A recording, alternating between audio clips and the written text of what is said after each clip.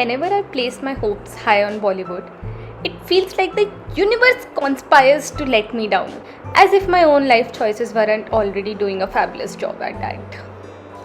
So, what does a film need to become a super hit? Let's list it out. Slick actors? Check. A pre-established fan base since it's a sequel? Check. Actors who can nail action sequences? Super check. Star power with massive following? Check, check, check. A fat budget? Check. A production house like URF? Check. War 2 had it all. We already saw Hrithik Roshan's Kabir walk away from Raw as a supposed traitor in War 1. Then came that firecracker of a scene at the end of Tiger 3, setting up the Raw plot for War 2. Everything was in place. The build-up was real. The foundation was laid. And yet, the trailer drops. And what do we get? Crushed hopes. Before the rant escalates, let me just pause and appreciate the good things first. Let's be honest. Hrithik Roshan looks as fine as ever. His intense gaze, those slow motion walks, blown away. I cannot believe his real age. Seriously. And Junior NTR. Just his voice is enough. That rugged face, the sheer rowdy presence, he's tailor-made for a villainous face-off. Their chemistry? Genuinely appealing. Much more appealing than what it is with a female lead. When you have Hrithik Roshan, you're guaranteed top-notch acting, gravity-defying action, and jaw-dropping dance. I'm obviously hoping it's gonna be there. Junior NTR brings raw intensity, massy action, and that much-needed pan-India appeal. And YRF, that means unlimited access to budget, resources, and marketing.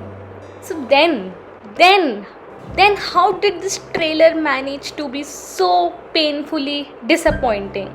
It legit feels like a Mountain Dew ad. And I'm being generous here because even Mountain Dew ads sometimes have better visuals. I'm honestly confused whether the film used green screen or if the green screen used the film to showcase itself. Yeah, every second frame screams CGI overload. And by the way, where are the real locations? We have breathtaking landscapes across the world, deserts, snowy terrains, vast oceans, and still we choose to fake them. Like really? What the hell? If Shah Rukh Khan could dance on a real train in 90s, you mean to tell me that in 2025 a train scene has to be a CGI? Wow. Evolution, right? Here's the truth. I wasn't even a big fan of War 1. Hell, not fan, I just watched it. But after watching this trailer, that film suddenly feels like a classic.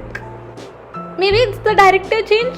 I don't know. I love Ayan Mukherjee. His wake up set, Ye Jawani Hai Diwani, that man knows his cinema. He is a cinema enthusiast and he is a good filmmaker. There's no doubt about it. The only reason I sat through Brahmastra was because Ayan Mukherjee directed it. But let's be honest, action may not be his genre. Is he the Pyar Hi Sab Kuch Hai kind of filmmaker? And I swear, if War 2 ends with Brahmastra style climax ki pyar sab kuch kaun kar leta hai, hey Bhagwan, I will lose it. This is supposed to be a gritty, action-driven spy thriller, which is apparently missing from the trailer. Now let's talk potential. Because the film had two solid directions it could have taken. The dark action thriller sequel path. Tiger 3 introduced us to a gritty, no-nonsense world of crime. I meant Tiger 3's final cut. The final scene. You got it. A world where even the good guys are forced to bend the rules, becoming criminals themselves just to catch those who have shattered every boundary of humanity. That setup could have seamlessly transitioned into War 2, crafting a story so intense that the rivalry feels all-consuming. A conflict where almost everyone becomes a collateral damage. Or worse, even Kabir, a trained agent, slowly slipping into moral ambiguity. The lines between hero and villain are blurred.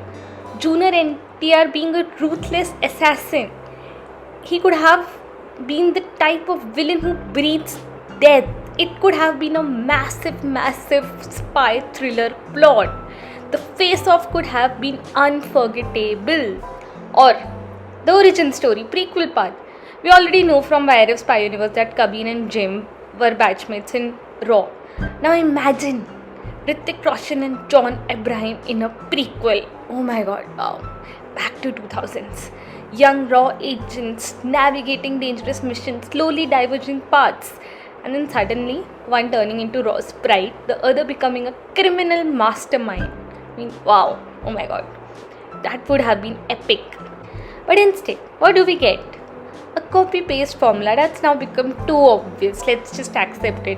A hero enters in slow motion, random European buildings, a beachy party track, bikini shots, celebrity cameo, car chase, bike chase, snow fight, hand-to-hand combat, and of course, that final item number in the end credits with both the actors dancing together. I mean obviously, है ना? Even the trailer looks like it was edited by someone on an autopilot mode. Lazy writing, poor cut, recycled ideas. But do you know what's the worst of all? It's too late to change anything now. The film is going to release. We all are going to watch it. Unfortunately, not for the love of cinema, but out of morbid curiosity to see how bad it can get. I genuinely hope I am wrong. I hope they surprise us. But right now, the probability of that happening feels less than 5%. Oh, and let's not forget Kiara Advani. She's in the film too. I like her as an actress. She brings emotional depth that's rare in today's mainstream actresses. But let's be real, she's likely to get the same treatment as Vaani Kapoor got in War 1. Just be there. Barely. Glamorous presence with a few important scenes just to justify her being there. No sense. It's 2025 and somehow female leads are being reduced to nothing but story fillers with lipsticks. Sad but true. Conclusion. I'm disappointed because the ingredients were there, the setup was perfect, the actors are phenomenal. But what we get? A half-baked green screen laden mess with a shiny surface and nothing new to offer. Hey, Bollywood, please surprise me. Prove me wrong. Please, I request. Thank you for watching.